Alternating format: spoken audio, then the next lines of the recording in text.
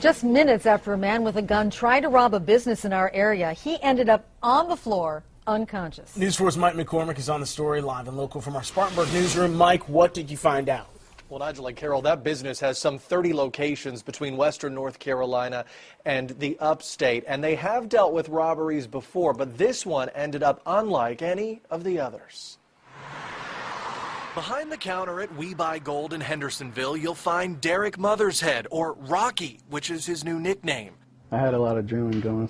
Friday night, just before closing, a man wearing a hoodie and a bandana walked in. You know, he told me he had a gun, and he even flashed it. Store surveillance video shows him come behind the counter. You know, I stood up and threw my hands up and said, you know, take the money. Normally, Mothershead is armed. You know, I would have shot him.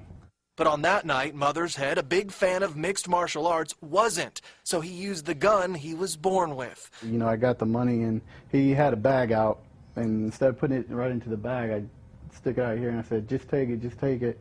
And so when he reached out, you know, I took a step in, and I cocked back, I preloaded, and I hit him. I hit him hard. Like I said, I hit him with everything I had.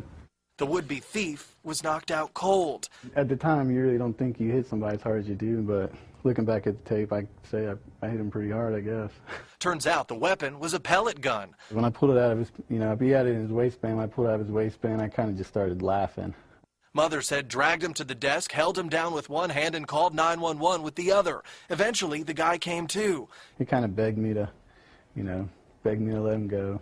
Instead, Mothershead made him clean up his own blood while they waited for police and paramedics. Just really not even worth hitting us. We got a, you know, a fast retrieval money system in order, and we really don't carry that much money to begin with, so there's no point in hitting us.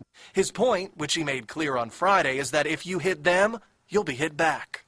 There was just an opportunity there where I thought that I could actually, you know, do something, and he could actually get, you know, justice could be served.